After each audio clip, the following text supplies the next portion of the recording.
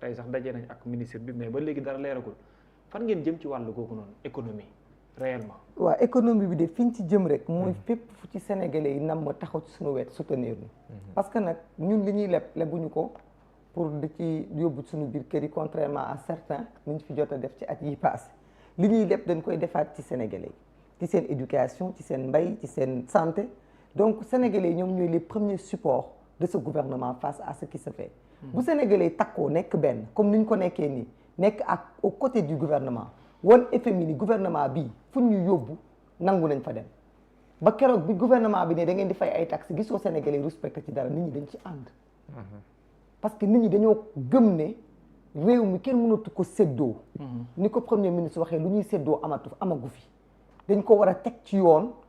def ay fondement pour l'avenir donc sénégalais yi fekk ñu ngi taxaw rek direction bu gouvernement bi bëgg a dem ak objectif bu mu bëgg a dem dinañ fa egg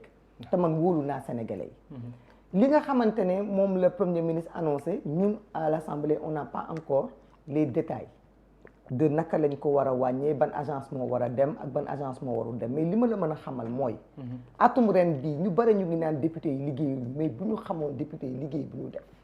gis nga les 14 commissions de l'Assemblée mosuñoo liggéey bi ñu ci seen diir ñoom bu ñu fi nekkee ba léegi mosuñoo liggéey ñun ñu liggéey ci 1 an ci commission pendant toute l'année les 14 commissions ont fait leur travail bi mooy dem xooli toutes les directions yi nga xam ne dañu nekk ci ministères yi nga xam ne moom la commission yu yor nga gis direction yoo xam ne ñun bi ñu demee seeti leen les directions te disent ñun suñu budget fonctionnement kese lañu ci mën a def mënuñu investir amuñu problème la c'est vrai dañuy fonctionner rek donc dañuy fay salaire fay essence fay lii ñëw toog yéen députés yi jàppale leen mënul nekk ndax mënuñu voter loi budget sénégalais di leen ko jox te yéen da ngeen di fonctionner seulement effectivement donc ñun loolu yëpp ce sont des choses yoo xam dafa am ay rapports yoo xam ni commission yi dañu ko def mu bokk ak liggéey bi premier ministre def tey gëm naa ni loolu moo nekk résultat wu tey le fait que ñu xam ne du ma wax ay turu agence parce que day mel ne day stigmatiser mais am na agence yu bëri yoo xam ni ñoom ci seen bopp nangu nañu ni seen fi ñu leen teg il fallait ñu teg leen fa nag parce que ay nit ñoo fa nekkoon ñoo xam ni mais dañu yoroon barke bi da ciy def naka su dul noonu donc en mettant des gens à nous en attendant ça permet quand même creuser bi wàññeeku parce que am na ñoo xam ne dañ doon gas di yóbbu seen kër donc ñu jëlee leen fa teg fa Diallo muy gérer boutique bi en attendant ñuy xool fu ñu ko jëmale. Diallo moom boo ko dénkee boutique wàcc. Diallo boutique yi xam nga boo ko dénkee boutique. wàcc nga donc am na ñoo xam dañ leen dénk en attendant bala mbir mi di gën a yàqu parce que xoolal la poste ñu fa bàyyi ñu def fa lu kenn xamul ba léegi dindi wuñ leen. c'est vrai. mais mbir maa ngi continuer chaque jour on a des doléances. buñ leen changé woon ni ñu changé ñeneen ñi xëy na saignée bi dafay arrêté. hémorragie bi ñu def ko pansement en attendant ñuy xam. cadavre lay doon wala dañ koy dekkali wala dañ koy boole ak diw permuté ko c'est ce qui va se faire voilà te bokkut ak dette ci ñu am parce que y en a qui ont des dettes y en a ñu nga xamante ne vraiment seen fonctionnement c'était difficile effectivement donc tey bu ñu demee ba premier ministre jël décision boobu mu nekk décision bu courageuse parce que ci politique li ñu lay wax politique addition la homme politique bu sañ di xool lu muy wàññee nu muy daggee quand tu diminues tu fais des frustrés soo wàññee forcément di nga am koo bàyyi. risque la. agence yooyu ngay wax nombre d'emplois dinañ ci am lu ñu sauver mais dina ci am loo xam ne kenn du ko mën a sauver. ñooñu ñëpp ay carte électeur lañ yor. mais nga jël risque parce que xooloo yow ku la fal suba. xooloo yow sa intérêt yow personnel ce que tu vois mooy l'intérêt du peuple du Sénégal te il est pas dit que dañuy renvoyer ñëpp non. am na agence yu bëri yoo xam dañuy fusionner. am na agence yu bëri yoo xamante ne même sur dans le domaine du transport commission transport bi ma bokk Omar Sy jiite ko am na agence yu bëri yoo xam ne je suis sûr que bu ñu leen tegoon ñoom ñooy nangu sax bokk ànd. fusionné parce que kii day def train kii day def chemin de fer mais yéen a bokk li ngeen def. waxuma ko pour stigmatiser parce que xaw ma encore une fois ñan lañu décider dajale mais c'est juste pour dire am na ñu bëri ñoo xam ni dañ leen war a boole. parce que yow mënoo yor direction ku doon sa sago bu ñu la joxee direction nga def ay résultats mais bu ñu la joxee direction te mënoo def résultat lu dul yóbbul sa bopp salaire loolu gisuma benn patriote bu ko namm kenn bëggul loolu donc c'est juste pour dire que loolu avancé la parce que Sénégal loolu moo fi jafe woon ku nekk président da ngay xool noo caser sa clientèle politique da ngay xool noo dugalee sa ay militants ay sympathisants kenn ku nekk am lu mu mos mais doo xool nan lañ ko wàññee ngir intérêt Sénégal donc décision bi mu jël dañ ko ci war a gunge dañ ko war a féliciter dañ ko war a encourager dañu war a xam ne c'est pas facile ce n'est pas du tout facile te dina gën a metti mais ñun ñoo koy accompagner accompagnement bi nag du yem foofu rek j'estime que réforme yi dina passer foofu parce que bu ñu jógee ci direction yi on va aussi parler ci conditions yi train de vie de l'État wàññi nañ ko parce que léegi je pense que ñu bëri xam nañ ni député yi fi nekkoon ak ñun duñu benn parce que ñun député yoo xamante ne lañu à part salaire yi ñu am di ci dund di ci jàppale nit ñi di ci bokk ak sénégalais yi mais amuñu leneen parce que ñun ñooy les seuls députés de l'histoire politique du Sénégal boo xam ne mosuñoo mos fonds politique député yi may seetaan yëpp wax na mun nañ si seede loolu député yu fi nekkoon dañ doon dem palais ñu leen di jox ay fonds ñu koy jàppalee nit ñi mais député yi amuñu loolu te pourtant ñu ngi góorgóorlu surtout nag sama mbokk député yi maa ngi leen nuyu ñu nekk ci département yi am na département yoo xamante ne amuñu PCA amuñu directeur amuñu ministre benn député la ñu am benn salaire war cee faju war cee dimbale nit ñi xale yi femmes yi vieillards yi hôpitaux yi base politique bi te président joxula ko premier ministre joxula ko PCA joxula ko ministre joxula ko est-ce que les gens se rendent compte mais rupture boobu la ñu indi des députés qui carburent députés yoo xamante ne wallahi lazim soo leen gisee plénière au lieu que nga leen di xas da nga leen war a tàcc parce que tu te demandes ñi nan lañ def ba solo yére tey sax ñëw ñii nan lañ def ba am ay mbubb ñëw boo leen romboon ci bedd bi sax doo xammee ni ñi ay député lañu xëy na ñun ñii nit ñi xammee nañ ñu yàgg nañu ci mbir mi mais des députés yoo xam dañuy yeewu du jour au lendemain ñu jël leen def leen des députés pour dénk leen ay responsabilités ñu nangu ko nag ñu nangu ko ndaxte loo woote rupture soo dëkkee ci base ku am feebar indil la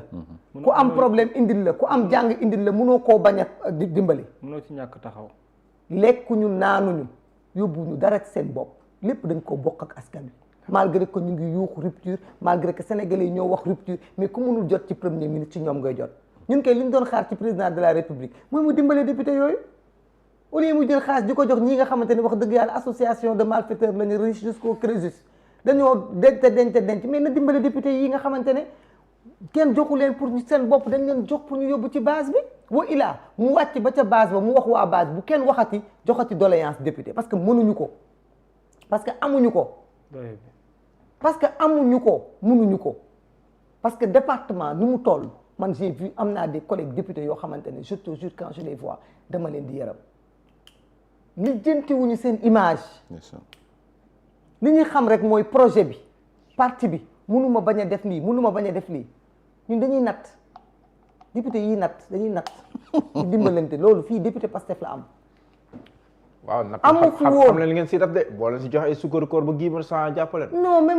même loolu anecdote la rek Guy Marius li mu wax na dëgg parce que loo gis for am base légale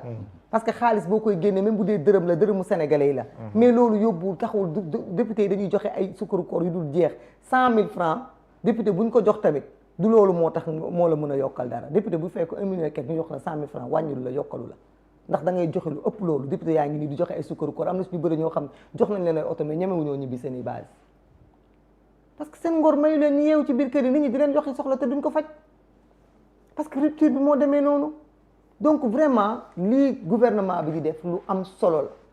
ñu wàññi nag njëg yi te loolu foog ñu taxaw si damay dégg ñu ne dëkk bi tey la gën a metti waaw ci côté dina metti parce que ñoom ñoo sàcc dëkk bi ba dëkk bi metti loolu ku ñu ko wax dëkk bi dafa metti loolu la leen war a tontu dina metti parce que yéen a ko def ni mu mel ndax ñun bu ñu fekkoonte ne lu ñu fi indi nii duñ fi fekk lépp lu ñuy liggéey dañ koy def ci sénégalais kon sénégalais du ñu jooy mais ñun dañ fay fekk bor yoo xam ne lebuñu ko continuité la ñoom ñoo ko leboon ñun ñu di ko fay ba pare nag nangu ne dañ koy fay FMI sax bëgg ñoo restructurer ñu lànk ne duñ ko def bu ñu neexoon ne duñ ko fay bu ñu neexoon ne duñ ko fay bu ñu neexoon traque bi ñuy wax traqué wuñ fi kenn ndax ñoom ñëpp ñu ngi ci seen jàmm ne ci seen i kër di dawal seen i oto nekk ci seen jàmm fii kuñ fi woo rek ay rapport la yuñ fi fekk ak i dossiers yoo xamante ne du sax ñun ñoo ko tàmbalee woon ndax gëm naa ne ñun tàmbalee wuñ fi benn nouveau dossier te dossiers yi ñuy jël tamit ñun en tout cas en tant que député dossiers yi ñuy indil ñuy futti nit ñi justice bi na xam ne ñun nekkuñu fi pour di sant suñu sant yi di ko yàq ci Mali Faro ndax ñun yoruñu xaalis bu ñu yàq ci ay yëre lu ñu am dañ koy bokk ak sénégalais yi kon nañu xam ne ñoom en tant que des magistrats dañoo war jouer seen rôle bu ñu waxee nit dafa def ba indil ñu ko ba ñu jël ko exposer ko yóbbu ko devant la justice dañu war a teg les sanctions qu'il faut gis nga fii magistrat bi policier bi gendarme la ñun ñëpp ñoo bokk ay qualité mais ñoo bokk ay défauts ah partout où il y a l'argent tu sens la corruption il faut que ñu respecter sénégalais yi parce que ñun kàddu sénégalais lañu yor bu ñu ñëwee nañu diw mi dafa def lii indi ñu rapport ñu teg ko bu ñu ko jëlee yët ko yoon génnewaat ko ci beneen bunt bi mais kon luñ ñu koy indilee mais luñ ñu koy indilee di yàq suñu solo ak suñu ak maquillage jaru ko de buñ ñu ko indil waaw yenn saa ngeen wax ba mar sax mënuñu ñëw nañu diw mi moo def lii ñoom ñoo ko wax ñun waxuñu ko simmi leen ko jox leen ko état parce que mënuñu ko jël directement ñu jël jox leen ko mu dem fa ñuy wëlbati bët bi ne la génn mais il faut respecter là au moins les Sénégalais que nous représentons il faut les respecter kon justice dafa war a jouer rôle la bu ñu ko waxee ñu ne dañuy attaquer justice attaquer wuñu justice premier ministre dañuy wax li am parce que ñun lu ñu def lu ñu mën a def la ñuy mën a def ñun en tant que des députés li ñu mën mooy yoon tegu loi du dëgg ay projet de loi ñu ngi koy voté chaque jour ci leen dëkk nga dégg nit ñi nañu voté wu leen projet de loi mais ñun projet de loi yi ñuy voté projet de loi yi ñuy voté ay proposition de loi naax la ñu am mais ñun ak exécutif ñoo bokk camp bi nit dina doot sa propre camp wala ngeen yor bal bi yéen ñaar du jouer di xëccoo bal bi ñun bu ñu amee proposition de loi exécutif ñëw ne projet de loi laa bëgg mais on n'a pas l'essentiel mais mburu ko foofu soo pare lii nga gis tey par exemple premier ministre porté ko ñu di ko ci encourager di ko ci soutenir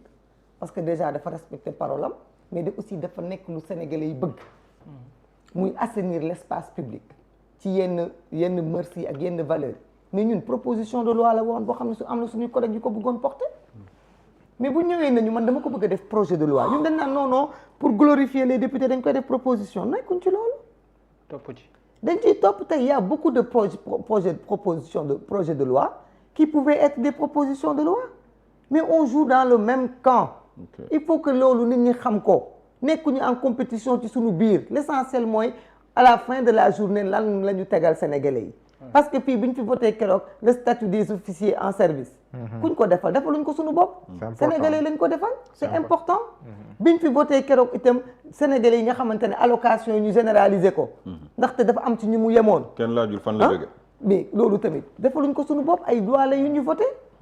kon il faut pas te mun naa fi toog di la fi lim projet de loi yu bari yoo xam ne voté nañ ko fi keroog sécurité publique nga xam ne ce sont des centaines de nos frères yiy liggéey ci vigile yi di liggéey ci gardiennage ak la sécurité privée sécurité privée ñu voté loo xamante ne daf koy réguler mais loolu defuñu ko pour askan wi ñu ngi def li nga xam ne mooy suñu rôle en tant que des députés mais nañu comprendre itam ni crise ak mbiicoo mbaajoo bi Sénégal nekkee ak bi ñu fi bàyyi moom moo impacté itam suñu assemblée bi te ñëpp dañ koy subir li ñuy yàkkamti nag mooy réforme code électoral ñun ñii suñu groupe parlementaire mais def na ci proposition de loi mais exécutif bi daf ñu dab ci yoon bi nañu attention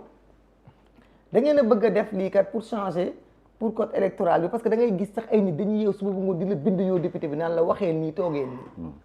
mais ñun bu ñu defee loolu exécutif nañu réforme yi ñu waxoon keroog ak dialogue bi ñu jógee am na lu ñu fa tënkoon ak acteurs politiques yi bëgg nañ ko indi dans le premier trimestre de l'année kon bu leen ko def proposition de loi bàyyi la ñu def ko projet dañ fay nekk di xëccoog ñoom naa non ñun député dañoo bëgg ñu ne ñu def ngeen proposition de loi nekkuñu ci loolu on est dans la même équipe l'essentiel na bal bi dugg Sadio Mané moo ko dóor wala keneen moo ko dóor l'essentiel mooy à la fin du match on va dire le Sénégal a gagné qui a mis la balle ku ko dugal ak ku ko dugalul loolu du importance ñun dañoo fàtte suñu ay bopp dans l'intérêt général te ci loolu la ñu nekk il faut que muy patriotes yi muy sénégalais yi ñu gën a accompagner seen ay députés parce que assemblée de rupture la ñu am une assemblée qui travaille des députés qui viennent à l'heure qui passent leur temps dans les commissions qui font leur travail qui font leur contrôle nit doo ko yóddi jox ko malaanu kiir lay jox ko responsabilité ba pare di ko tuutil wala di ko ndawal nit ki boo ko yónnee ni nga doy rek noonu la doy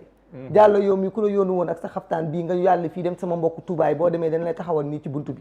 bu ñu bëggee nga dugg dañ lay daggal ñetti sabadoor bàyyi la xaat yu baax yére yu baax boo egsee nit ñi xam ni yow macha allah donc loolu kese la li ci des nag mooy lépp nañ ko teg dans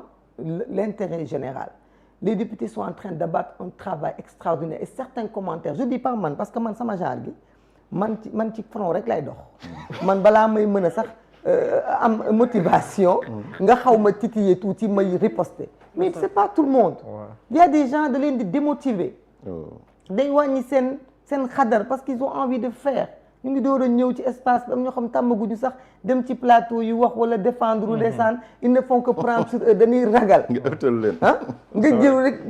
attaquer leen du noonu ils ont de très très bons députés des députés comme très ni ñu jeunes attaqué woon Dicko ah honorable Dicko waaw on a des députés très jeunes vraiment qui ont envie de faire c'est vrai. très vraiment très motivés Très engagés, avec quoi. très engagés avec D'accord. vraiment matière grise avec Jërëjëf. beaucoup et puis très libre Merci beaucoup. on a une assemblée boo xam ni mais même l'opposition mais dañu jomb ñun ñooy def lépp ñun ñooy majorité ñun ñooy opposition ñun déedéet sax ba xuloo di ab suñu biir lay doon donc ñun en fait ñun mat nañ lépp mat nañu tudd mat nañ ngénte lépp ñun la rek D'accord. Pastef député opposition ni ñuy dundee ci opposition beeg mbir mi sànq wax nga mën na duñ dem opposition ñun mënuñu xej opposition parce que ñun ay la yowén on est la majorité da nga naan kay dañuy dem jëli jiwaat sunu comment on appelle ça sunu nguur ah jëli jiwaat sunu pouvoir jëli jiwaat li nga xam ne mooy le pouvoir bi ñu Sénégalais yi dénkoon mais on ne peut pas être une majorité et être dans l'opposition une majorité ne peut pas être dans l'opposition une majorité lay nekk kon c'est nguur la gi rëcc na minorité qui leen rëcc na s'oppose leen ba ngeen koy jëli jiwaat non dama ni au cas où la wax Ah, au cas man jusqu'à présent je me dis demain ce qui va se passer wala après demain je vais pas faire de débat là-dessus mais li ma gëm mooy am na liggéey boo xam ne ça a été demandé si c'était pour restructurer li fi amoon dans un désir de ne pas perdre la face lii nduroowul a tëg loolu parce que lii c'est élargissement donc le président prendra ses responsabilités est-ce que li fi nekkoon la wax nañ ko defaral wala est-ce que dafa ni na lépp ñëw ba tu vois des gens yoo xamante ne maintenant pour nous attaquer ils font des yeux doux au président parce que pour ñoom bu ñu waxee président lu neex ñun def ñuy naqari ñun président lu ko waay wax lu neex ñun nga ko waxal te nag ma ne bu président àndoon ak ñoom sax président bu baaxee ñun la parce que ñun ñoo ko fal ak lu mën di xew ñun ñoo ko gëm ñun ñoo ko campagnal ñoo jël suñu ay oto joxuñu ko boobu nguur amul def ci suñu essence def ci suñu garde du corps yaa ngi dégg ànd ak moom campagne weeru koor sénégalais yu bare karmat nañ ñun ñoo toppoon tali yi di daw sénégalais yooyu ñoo ko jox moom sénégalais yooyu nit mënta muus ak waane wax ba rot ci président ci ñoom te nag ñu ko bëgg a def ñëpp comme li nga wax sànq c'est dans un souci nañ la isoler parce que kuy mi ci kër gi kenn mënta dëkk ak moom fu waay jaar mu mbëkk léegi fexe leen ba bu ngeen ko isoler ba mu soree kuy mi di ngeen mën a def ak moom lu ngeen bëgg a def ak moom en faire une bouchée. Le président est très intelligent man dama gëm rek ni ce sont des petits ay réeróo d'individus xam nga loolu tam day am parce que du ñëpp nga mën a dëkkal il y a des gens ils prennent trop de place ah te Ousmane Sonko ci ñooñu la bokk prend beaucoup de place li xale yi di wax beaucoup de lumière des fois ça peut frustrer ça peut amener des petites jalousies des petites rivalités mais tout peut s'arranger parce que nag ngor bi ñu jaay sénégalais yi man de jagañaaw ba ma demoon fekk fa bàyyi Bassirou Diomaye Faye dem naa fa ñaari yoon di ko jaale ñaari yoon dem naa fa ànd ak le premier ministre Ousmane Sonko di ko jaale fekk fa nit ñoo xam ne ay nit ñu am ngor boori njagañaaw boobu sama ay wëllëre rek fa dëkk ndaxte waa kër Ndengler góor gi Abdoulaye Dione maa ngi koy nuyu au passage sama papa ma bëgg ko saa su ne mooy woo di ma seet ñooñu ñoo dëkk gox boobu ay nitu jom lañu ay nitu valeur lañu donc lu ñu réer gardons l'esprit positif et disons-nous que peut-être tout n'est pas perdu